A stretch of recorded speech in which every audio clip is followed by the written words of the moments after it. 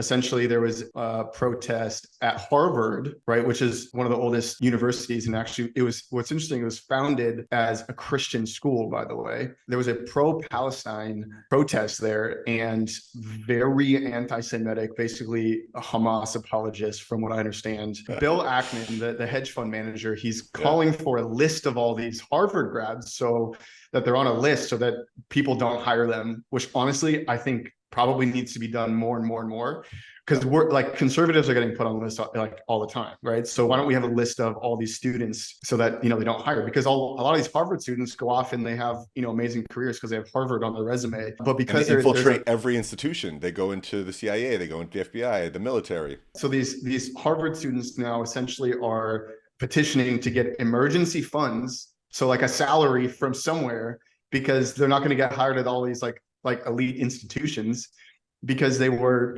apologists for Hamas.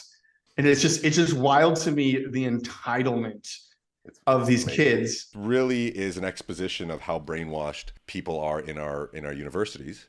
And it's an exposition of how deep the indoctrination is. What the left doesn't understand, or the moderate left doesn't understand, is that, again, this is not the first time this has happened in terms of the usurping of power by going through the institutions, by going through the schools, the churches, the cinema, arts, politics, you name it, media, controlling the media.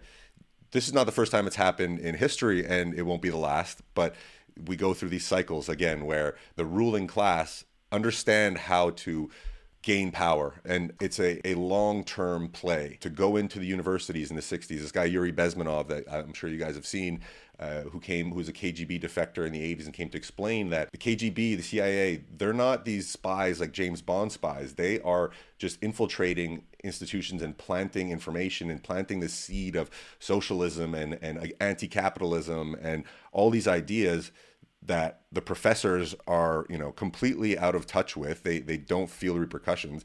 The professors are part of this elite class and see themselves as that, but they're just useful idiots.